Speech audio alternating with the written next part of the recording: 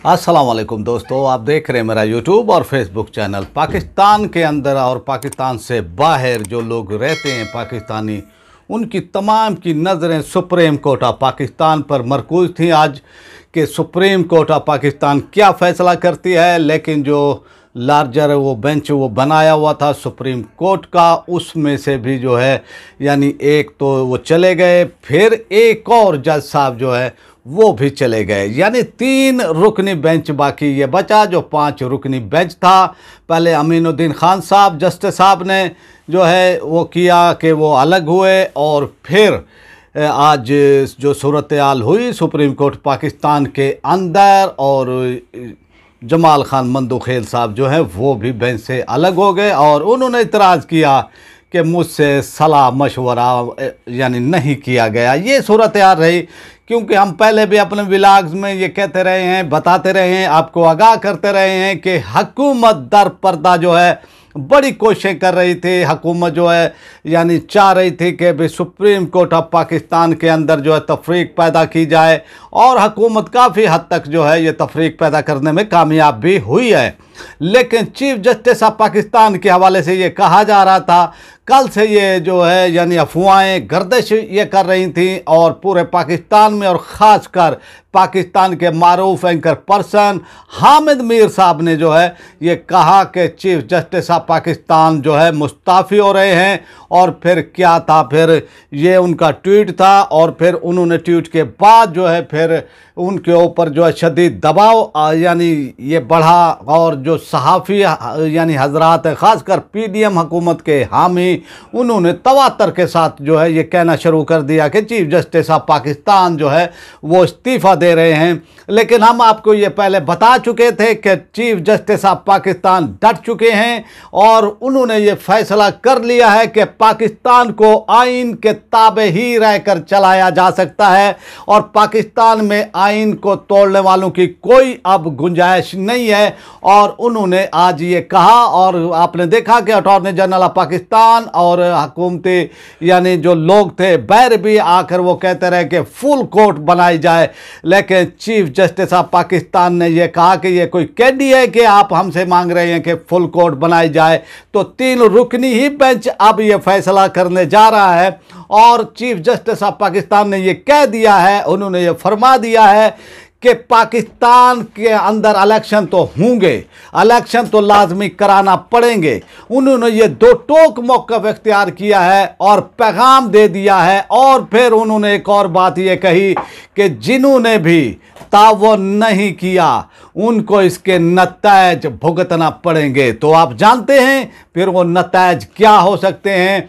फिर वज़ीर आज़म पाकिस्तान को भी तौहीन अदालत में तलब किया जा सकता है। इसी तरह जो भी मुतल्लिका इदारे हैं इलेक्शन कमीशन के अंडर में जो इंतखाबात वो कराने के लिए आते हैं, उन तमाम सरबराहान को जो है सुप्रीम कोर्ट ऑफ पाकिस्तान के चीफ जस्टिस उमर अता बंदियाल साहब ने जो है आज उनको जो है ये कह दिया है कि अगर जिन्होंने भी यानी कानून आइन पर अमल नहीं किया तो फिर इसके नतायज सबको भुगतना पड़ेंगे। तो ये सूरत हाल रही है। और आपने देखा कि जब सुप्रीम कोर्ट ऑफ पाकिस्तान से बाहर नून लीग के रहनुमा निकले, नून लीग के लोग, उनके मुंह जो है मुरझाए हुए थे, उनके चेहरों पर उदासियाँ जो हैं देखने के काबिल थी। तो सूरत हाल अब यानी तकरीबन वाज़े होती जा रही है, और जिस तरह से सुप्रीम कोर्ट ऑफ पाकिस्तान को जो है टारगेट किया है नून लीग ने, पीडीएम ने, और जिस तरह से मरियम नवाज साहबा ने, इसी तरह राणा सनाउल्लाह साहब ने, और इसी तरह दूसरे रहनुमाओं ने जिस तरह से सुप्रीम कोर्ट ऑफ पाकिस्तान पर तनकीद की, और उन्होंने हदफ तनकीद बनाया, और उन्होंने कहा कि भाई यानी फुल कोर्ट जो है वो बनाई जाए, और ये 3 जज ये जो वो जज हैं ये फैसला नहीं कर सकते। लेकिन सुप्रीम कोर्ट का आप देखें कि चीफ जस्टिस ऑफ पाकिस्तान क्योंकि वही उन्हीं को इख्तियार है आज खुद नोटिस का भी, बेंच ये बनाने का भी।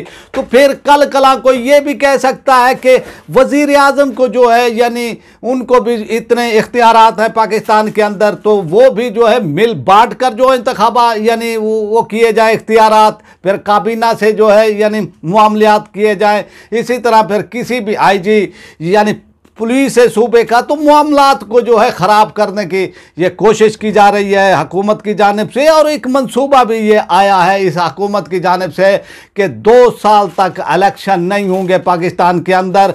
2 साल के बाद फिर पूरा ख़ानदानी यानी हुकूमत जो है मुसल्लत करने की कोशिश की जा रही है पाकिस्तान के ऊपर। और इसके इंकशाफात भी हो रहे हैं कि 2 साल के बाद जो है फिर पूरा शरीफ ख़ानदान की हुकूमत जो है पाकिस्तान के ऊपर जो है कायम की जाए। लेकिन पाकिस्तान का जो इक़्तिदार आला की मालिक है अवाम, वो आटे की लाइनों में जो है यानी वो ख्वार हो रहे हैं। आप ये देखें, जिनको जो है आटा घरों पर मिलना चाहिए था उनको लाइनों में जो है ख्वार किया जा रहा है। और आटे के हवाले से भी ये यानी इतलात आ रही हैं, ये बताया जा रहा है कि आटा भी जो है यानी खालिस यानी आटा नहीं है और मिलावट शुदा जो है ये आटा है। इस पर भी शहबाज शरीफ साहब को गौर करना चाहिए। तो सूरत हाल इस वक्त बहुत ही यानी कठिन है हुकूमत के लिए भी, लेकिन हुकूमत ने भी इसके आगे कुछ इंतजामात ये किए हुए हैं। अगर supreme court of Pakistan election के हवाले से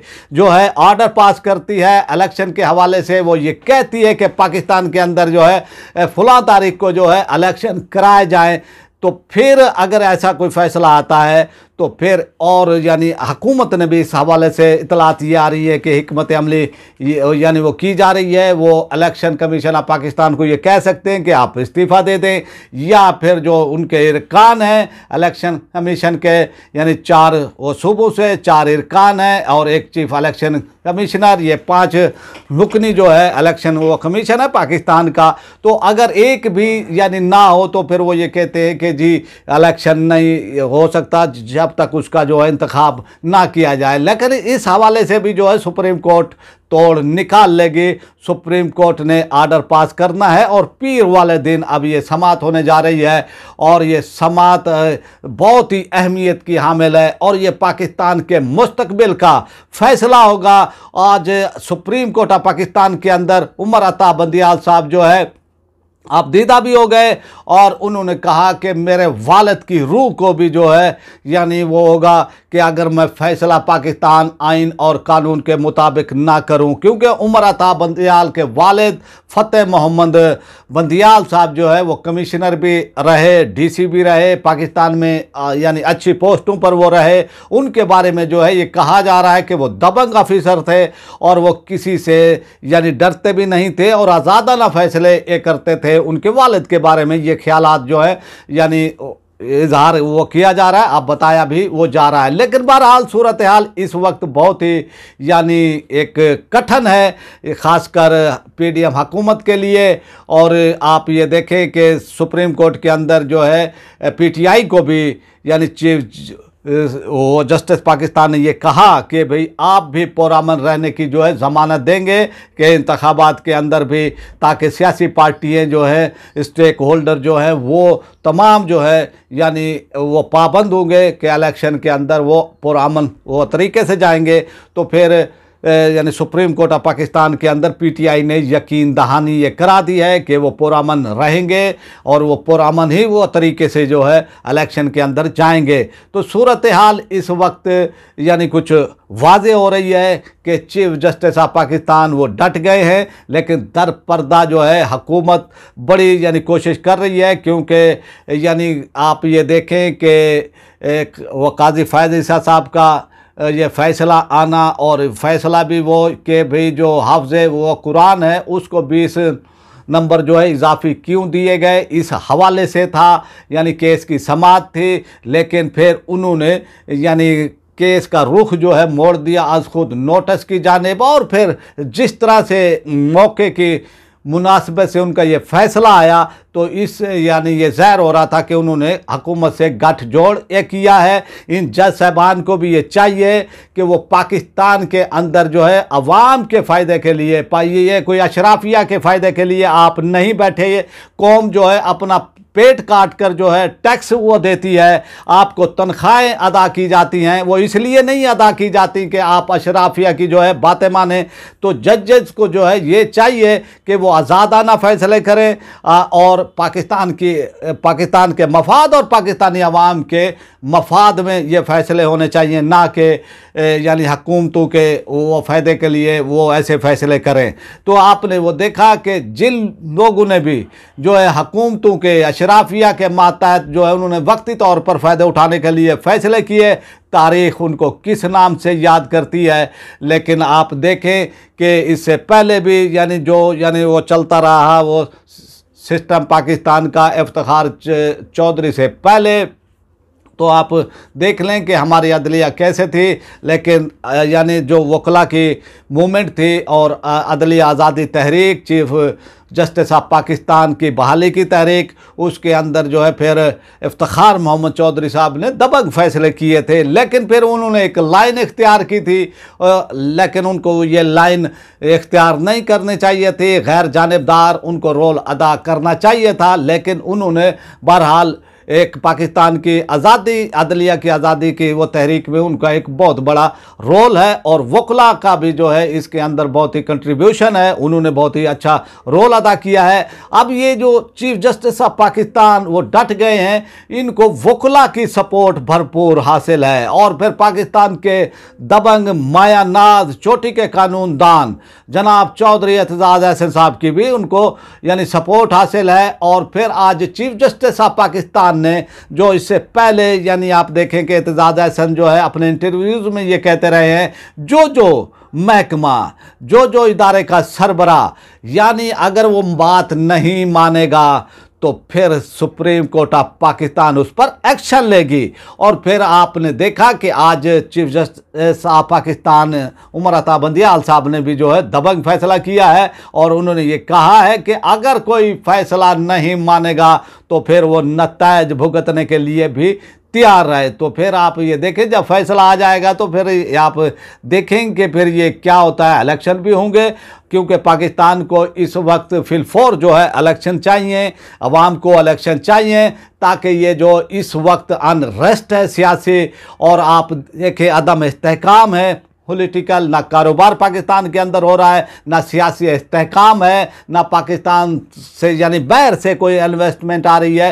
तो पाकिस्तान में जमूद का जो है इस वक्त यानी हमारी मैशियत शिकार है और अमन व अमान के हवाले से भी बेहतर है अल्हम्दुलिल्लाह। और फिर जिस तरह से हुकूमत ने अपने फ़ायदे उठाने के लिए पाकिस्तान को बदनाम करने की कोशिश की है, ख़ासकर बैनुल-अक़वामी तौर पर कि पाकिस्तान में अमन व अमान नहीं है और पाकिस्तान में जो है इलेक्शन वो कराने के लिए 20 अरब भी नहीं है इस हुकूमत के वो पास। तो ये सूरत हाल। और फिर वो पूछा भी यानी अदालत के अंदर मुअज़्ज़ज़ जज साहबान ने भी, तो फिर अटार्नी जनरल साहब के पास कोई वो जवाब भी नहीं था। तो ये अब वो सूरत हाल है, इस तरह के हथकंडे इस्तेमाल किए जा रहे हैं। लेकिन अब जो है यानी दिख रहा है हमें जो है सामने यानी ये दिख रहा है कि हम पाकिस्तान में इलेक्शन की तरफ बढ़ना चाहिए, यानी वो बढ़ रहे हैं। और पीर वाले दिन देखते हैं कि यानी कि अदालत supreme court of Pakistan election के हवाले से क्या फ़ैसला करती है। इस हवाले से हम भी इंतज़ार करते हैं, आप भी इंतज़ार करें। जैसे ही कोई यानी ताज़ा तरीन कोई ऐसी वो होगी हम आपको इसकी जो है यानी इतला भी देंगे, आपको वो बताएंगे। अब आपसे चाहते हैं इजाज़त, आपसे रिक्वेस्ट है जिन्होंने मेरे चैनल को सब्सक्राइब नहीं किया है वो मेरे चैनल को सब्सक्राइब कर ले, बेल आइकन को प्रेस कर दे, वीडियो को लाइक भी करें, इसको ज़्यादा से ज़्यादा शेयर भी करें और अपने राय का इजहार कमेंट बॉक्स में लाजमी करें। पाकिस्तान जिंदाबाद।